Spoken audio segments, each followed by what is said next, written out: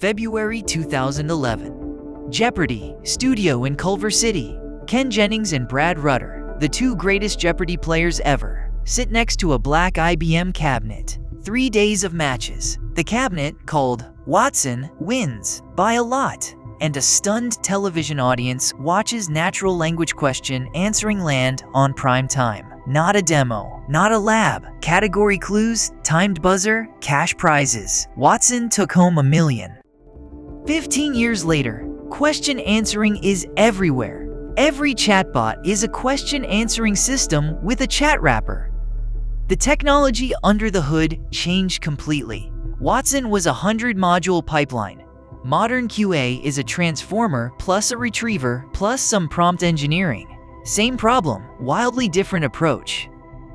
Video 3 gave us retrieval. Video 4 gave us information extraction. Question answering stacks on both. To answer when was Acme founded, you first retrieve the right paragraph, then extract or generate the specific answer. 2019. All the pieces we've built in this lecture snap together right here. Today's puzzle. Watson won Jeopardy in 2011 with $3 billion of research money and a specialized pipeline.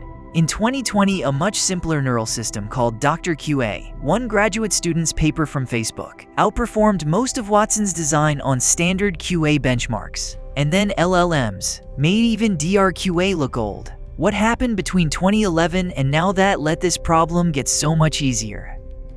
Today's 3 beats. First, IBM Watson. The 2011 Jeopardy system, a 100-module pipeline called DeepQA, what each piece did, and why it needed to be so complicated. Second, Extractive QA Squad, Rajpurkar 2016, Chen's DrQA 2017, the benchmark and the neural system that turned QA into an evaluation-driven field with reproducible progress. Third, the modern stack, retrieval augmented generation applied to QA. The chatbot answer, what's real and what's still broken? Beat 1. IBM Watson. Publicly the DeepQA architecture. Ferrucci et al., 2010. Given a Jeopardy clue, Watson would classify the question type, person, place, date, phrase. Search across encyclopedias, news, dictionaries, thesauri for candidate answers. Score each candidate with hundreds of feature-based classifiers. Merge everything into a final confidence, and decide whether to buzz in based on estimated risk. Watson's magic wasn't any single component, it was the ensembling. Combine hundreds of weak evidence signals, a text match here, a lexical relation there, a temporal fact somewhere else, and let a top-level classifier weigh them into one score. Watson got a lot of individual answer candidates wrong, but it was very good at ranking and even better at knowing when not to buzz in. Watson was a triumph and a dead end.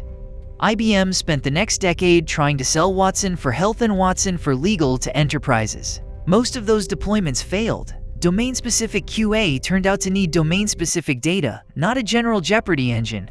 And meanwhile, deep learning was quietly making all those 100 modules obsolete. Beat 2. Extractive QA and the Squad Revolution. In 2016, a Stanford PhD student, Pranav Rajpurkar, released a dataset called Squad, 100,000 questions on Wikipedia paragraphs. Each answer was a span of text inside its paragraph. That framing, extract a span, turned QA into a supervised learning problem with a clean evaluation metric. Suddenly, every ML lab could compete. 1 year later, Chen and colleagues released DrQA, Facebook AI Research 2017. 2 components, a document retriever using BM25, then a neural reader that predicts a start position and end position in the retrieved paragraph. That's it. 2 pieces. Watson's 100 modules replaced by 2 neural components. On the Squad leaderboard, DrQA beat every prior extractive QA system. Squad had a catch worth naming. Every question on Squad had an answer somewhere in the paragraph. Real users ask questions with no answer, or with answers that require reasoning across multiple documents. Squad 2.0 in 2018 added unanswerable questions. Natural questions from Google in 2019 used real search queries. Hotpot QA required multi-hop reasoning across articles. The benchmarks got harder as the models got better. Beat 3. The modern stack, retrieval augmented generation applied to QA. Same recipe as video 3. Retrieve relevant passages, feed them to an LLM, ask for an answer with citations. Except now the LLM is capable enough that you don't need a separate reader module. It reads the passages and generates the natural language answer and puts in the citation numbers, all in one forward pass. What LLM QA gets right? Fluent answers, handles paraphrase, handles follow-up questions, handles reasoning across paragraphs. What it still gets wrong: hallucination. The LLM will confidently answer even when the retrieved passages don't support the answer. Numerical questions. 3-digit arithmetic is still shaky. And multi-hop reasoning past 2 or 3 hops falls apart. The evaluation problem. Old QA benchmarks, like Squad, measured exact string match against a gold answer. Modern LLM answers are 3 sentences long, cite 2 sources, and might paraphrase the fact. Exact match falls apart, so the field has moved to LLM as judge evaluation. Use one LLM to grade another, which introduces its own biases, which we'll get into in Lecture 10. QA is more useful than ever. It's also harder than ever to measure. 3 takeaways before the quiz. 1. IBM Watson won Jeopardy in 2011 with a 100-module DeepQA pipeline. Ensembling beat any single feature. Enterprise Watson largely failed. The trophy did not scale. 2. Squad in 2016 and DrQA in 2017 turned QA into a supervised span extraction problem. 2 neural components replaced Watson's 100 modules, and each new benchmark kept upping the difficulty. Squad 2.0. Natural questions. Hotpot QA.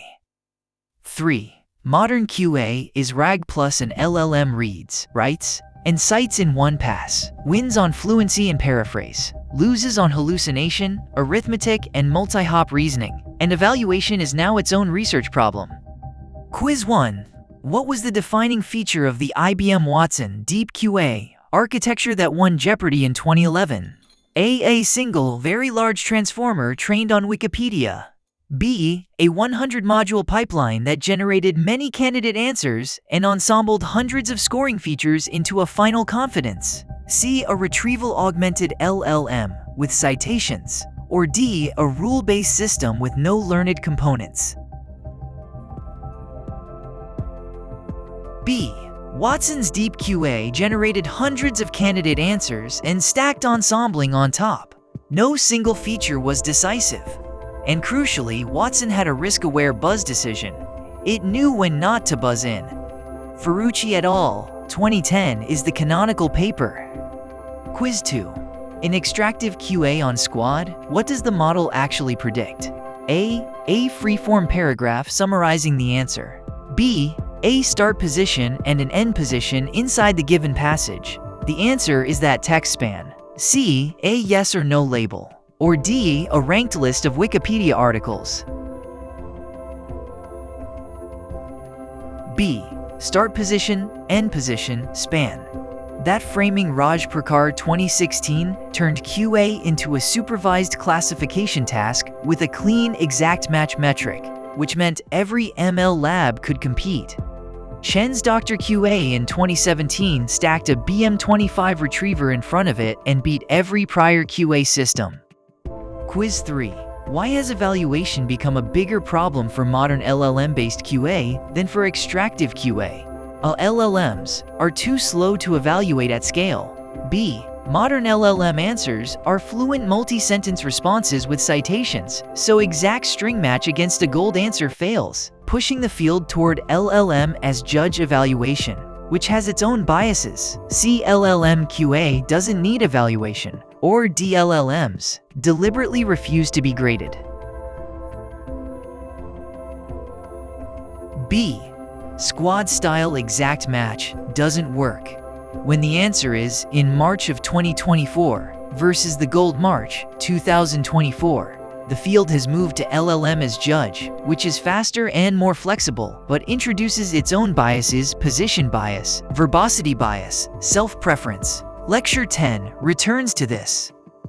Back to the puzzle. How did QA get so much easier? Better retrieval, neural readers, and finally an LLM that can do all of it in one prompt. The Watson pipeline collapsed into 2 boxes, then one, then a chat interface. 5 applications down, 5 to go. Next up, sentiment analysis, what Twitter thinks, and why sarcasm is where it all breaks.